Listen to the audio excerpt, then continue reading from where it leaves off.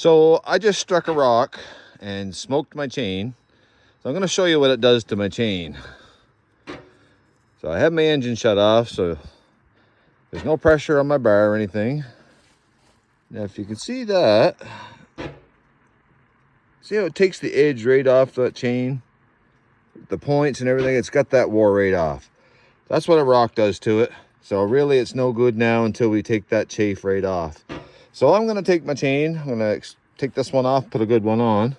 First thing I'm going to do is come up here. There's a dial up here. I'm going to turn that in, and that takes any oil pressure away from my bar. So now I can just, see my bar gets loose, pull my chain off. So this chain is going to have to go in the other pile to be sharpened. So now I've got my new chain here, but before I do, I want to inspect my bar. So I want to take a look at it, make sure it's good and straight. So it looks really good. This bar is an Ingersoll bar, and I find they're pretty good this way as far as flexibility. They're harder to bend, I find, but I use a lot of Oregon bars. I've never used the GB bars or anything, but this is just what the company bought for me this time, so this is what I'm using. The tip down here spins good. The other thing I'm going to check, you see the rail here is a little bit of burr on it here, but the top part's not. So it's time to flip that bar. And before I flip it, I'm going to take my knife. I'm just going to run it down the edge here and run it down the rail here. There. And that cleans out all the junk out of my rail so my oil can flow better. Now I'm going to come back. I need a 24 mil.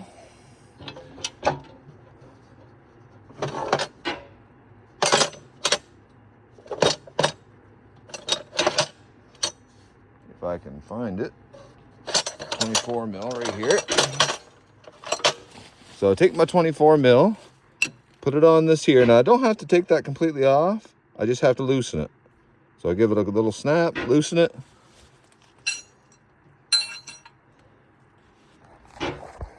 And then my bar should come right out. Now if you look at here, I'm going to show you something here. See the two holes here? This hole over here is the hole I just used. So it was good for oiling, but this hole here is plugged. So I have to make sure that I clean that out before I put it back in, or my oil won't flow into my groove to keep my chain going. So I'm just going to sit it up here because this bar is very hot.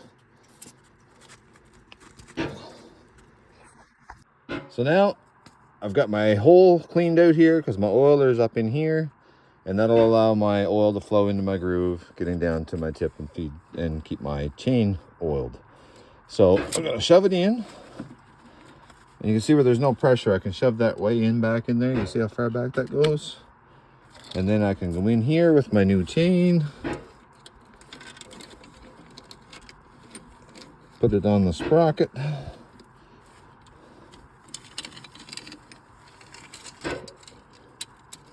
Run it out, slide it over there, make sure it's in my groove at the top, and then I just give it a pull. Oh, it came off the sprocket up there, so I got to put it back on the sprocket again. We'll call that a blooper. So we'll get back on here, and we'll give it a pull. There. And I'll come back up and turn my dial. And that puts my pressure back here, keeps my saw good. So you can see it's kind of loose now. Obviously there's no pressure there.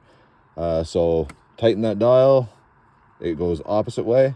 And as soon as I start the head up, that'll power my saw and give me another good run with a sharp chain. So let's do it. Okay, so I'm back at my machine. And before I get going, the last thing I like to do is hit my F1 button and my saw button. That will lower my bar, but it'll also activate my oiler. So here in a few seconds, I'll start to see oil come around the casing there. because I like to get a lot of extra oil on my chain before I start cutting.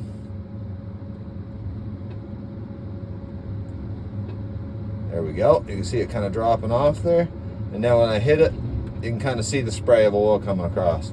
So we'll hit it a couple of times, get the bar lubed up good.